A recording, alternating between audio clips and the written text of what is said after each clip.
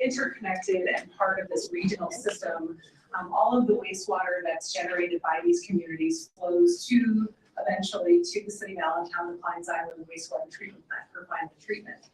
But because the system is interconnected physically as well as financially, it's important that we look at it kind of all together as a whole unit. There's a map on the next page that shows graphically where the system is, and you can see it's a big system.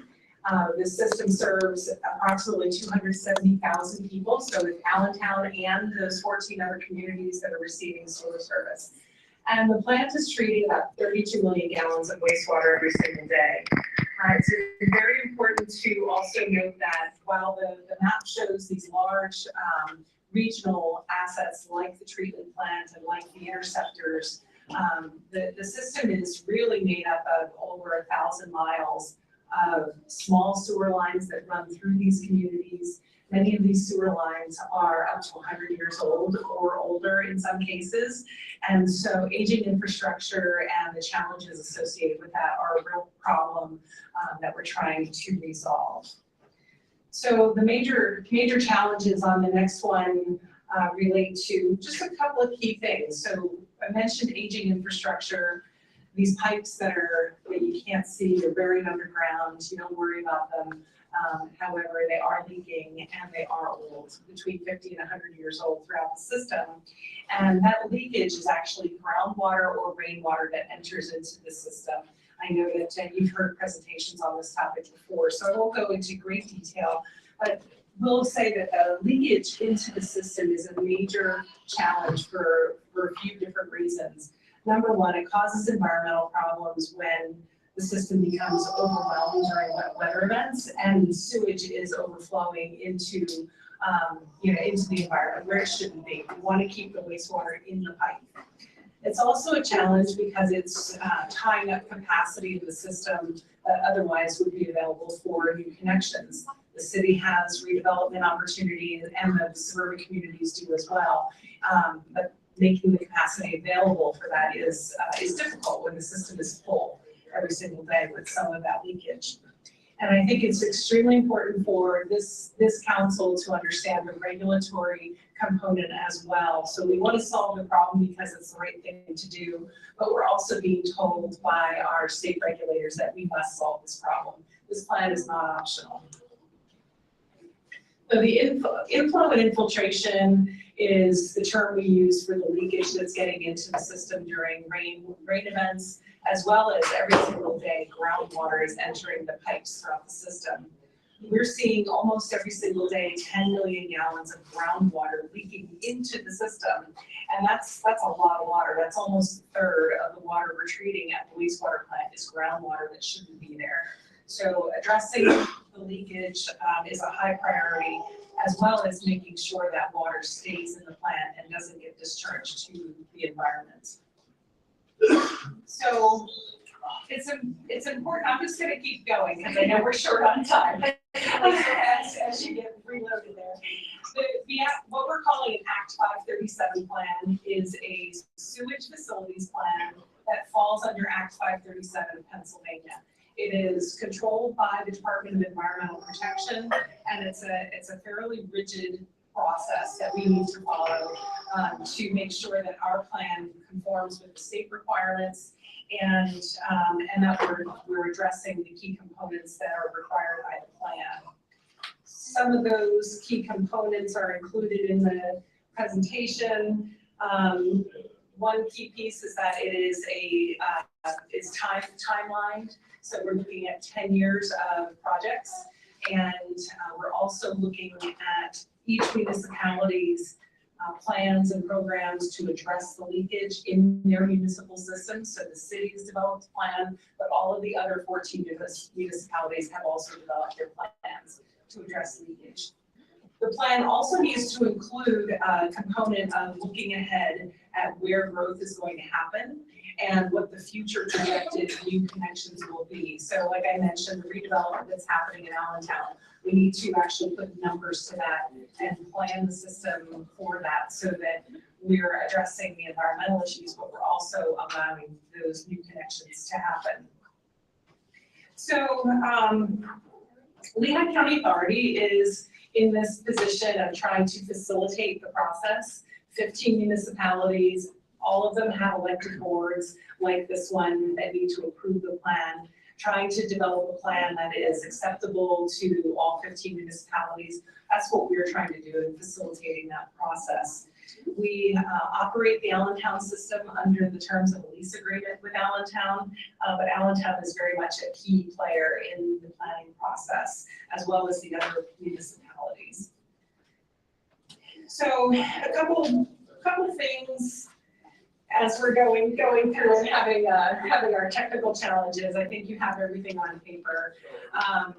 The projects that I want to highlight in this process relate to the Kleins Island wastewater treatment plant. So as the wet weather is coming into the system, coming into the plant, we need to increase our pumping and treatment capacity so that the water stays inside the plant and doesn't get discharged into the environment. We have an estimate of about $51 million for those projects. We also have a series of projects related to what we call our interceptors. An interceptor is essentially just a larger pipe that connects the municipalities together and transports the wastewater to Allentown. Those pipes were built a long time ago. They run full every single day, so there is no room in those pipes for new connections. There's a lot of leakage getting into those pipes. So we have a series of projects that are envisioned to parallel or upsize those interceptors so that we have the ability to keep the water in the pipe and also allow new connections to happen. One of them is in Allentown, and I think you've heard about the interceptor in the area of Martin Luther King Jr. Boulevard in the past from the Public Works Department. So that's a really critical project for this plan and will help the city and the surrounding communities achieve the goals of the project. It's also, I think, it's super important to understand that these interceptors are at risk of overflowing every single day, even on a dry day, because they are full. They're full of wastewater every single day. And if we have a blockage or if we have a pump failure or something happens, those overflows happen in very environmentally sensitive areas, including the Little Lehigh Parkway, which I'm sure that many city residents love and enjoy. Little Lehigh Parkway is especially dear to us in the water and wastewater arena because the Little Lehigh Creek that runs through the parkway is one of the primary sources of drinking water for the entire city and the surrounding communities. So we want to make sure we're doing projects that protect that resource as well. So there's interceptor projects in Allentown, there's interceptor projects located out in western Lehigh County as well. We also have a pre-treatment facility in Fogelsville area that treats industrial waste that's connected to the system. I won't get into a whole lot of detail there, but that's a really critical facility for our regional economic vitality and working on solutions to address that problem as well. I believe at future meetings, or maybe you already have heard from the Department of Public Works about the city's plans to address system rehab in the city of Allentown. Those are projects up to $60 million worth of work that is planned out over the next 10 or 12 years that LCA will be working very closely with Allentown on to implement and make sure that we can do everything we can to get the leakage out of the system. So I think I went through everything that's in the presentation somewhat out of order, but as quickly as I could to give you the overview. I wanted to just touch on the timeline for planning, because that's really important for the approval process and to understand this is a large regional plan. There's 15 municipalities that all need to review it, understand the rate impacts to the customers, and then eventually approve it. We have been working on this plan, this particular plan, for 4 years. We've been under regulatory action since 2007. So it is time to solve this problem. And municipalities are doing a very good job of collaborating with one another, coming to the table to try to solve the problem in a collaborative way. And we've done a ton of engineering work. So what we're doing right now, 2024, is starting to go to the public with our ideas about the plan, get some public input, and the next step will be to refine the costs so we can share more detailed costs as well as rate projections so you understand the impact to customers that live in your municipality. And I know that's very important in the city of Allentown, as well as the other communities as well. So later this year, we'll come back with some rate projections so we understand that impact and then start talking about the approval process. Our goal is to have the plan completed and submitted to DEP in 2025. And then the implementation period is from 2026 through 2035. And with 5 minutes left in your committee meeting, I'm going to stop right there and see if there's any discussion that we can have or want to delay for another meeting. Alrighty, any questions or comments from members of the dais, committee or non-committee? Anything else you would like to add? Okay, any comments from members of the public? Only on this water. Okay, all right, thank you so much. All right, so we're gonna move right in to Bill 53, Mr. Hammond. Bill 53 provides for the vacation of North Elizabeth Street from center line of Monroe Street to center line of vacated lanes. All right, thank you, Mr. Shahada. Yes, good evening. The Bureau of Engineering reviewed the street vacation. It's an unopened alley. The city has never approved making improvements on this alleyway, so we have no objections to fully support this street vacation. All right, thank you. Any questions from the committee, from the dais? Any questions from members of the public? Is there a motion to move this forward? Yes, I'll make a motion. Okay, I'll second that. All in favor? Aye. All right, so this will move forward to the regular meeting. Next up is Bill 54. Mr. Hammond. Bill 54 amends the 2024 capital fund budget to provide for a transfer of $14,511.74 from the street lighting upgrade capital account to the Martin Luther King lighting capital account. All right, thank you, Mr. Shahada. Okay, so we're doing a little bit of housekeeping here. The LED streetlight project was finalized. There's a little bit of funding that was left over. We're simply just transferring it over into the MLK capital account so we can purchase light bulbs for that project. Good, sounds simple enough. Any questions from the committee or the dais? Any questions from members of the public? All right, is there a motion to move this forward to the regular meeting? I'll make a motion. All right. Thank you. All in favor? Aye. Aye. All right, so next is budget priorities. Okay, so Councilperson Gerlach at the last Public Works Committee meeting, I deferred my updates until this committee meeting. In the interest of time, would you like me to provide you some updates, or should I postpone and provide council with some updates? I mean, we've got 3 minutes, so All right, so I just said quickly like you that. want to do a condensed version, but we definitely want to hear a more comprehensive version later. Okay, so currently, in the recycling department, we put out the RFP for the trash and recycling contract. That's currently out to bid. The bids are due back within the next few weeks. Our plan is to be before council in the second week of September to give council an overview on the contract, what different options we select for the contract before we bring it to council for a final approval.